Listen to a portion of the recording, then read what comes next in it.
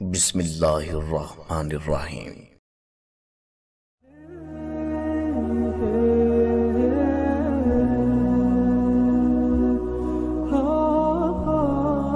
معزز ناظرین، ایک مشہور ڈاکو کچھ نیک لوگوں کی صحبت اور تبلیغ کی وجہ سے ڈاکے مارنے سے تائب ہو گیا۔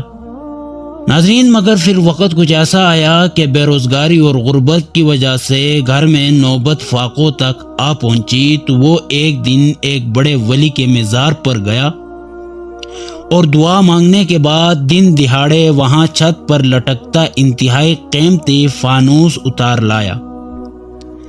معزز ناظرین، مزار پر بیٹھے مجاور اسے جانتے تھے کہ بہت بہادر لڑاکو اور جنگجو ہے، سو اسے کچھ کہنے یا مزاحمت کرنے کی جرات نہ کر سکے اور ڈاکو نے وہ فانوس بیچ دیا۔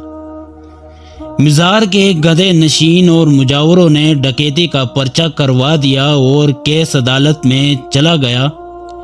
جج صاحب نے ڈاکو کو عدالت میں طلب کیا۔ یہ واقعہ حیدرآباد سندھ کی ایک مشہور مزار کا ہے۔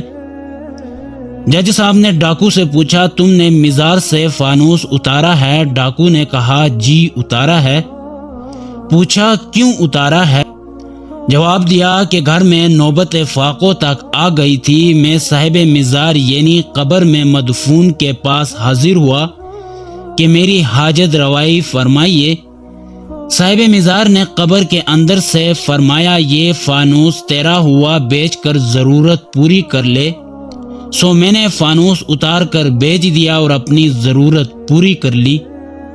جج صاحب نے سر جھکا لیا اور کچھ دیر توقف کے بعد گدھے نشین اور مجاوروں سے مخاطب ہوئے کہ یا تو اپنا عقیدہ بدلو اور لکھ کر دو کہ ولی قبروں میں نہ سنتے ہیں اور نہ حاجت روائی کرتے ہیں، تو کیس آگے چلاتے ہیں، یا پھر ہم آپ کے عقیدے کے مطابق مان لیتے ہیں کہ ڈاکو ٹھیک کہتے ہیں۔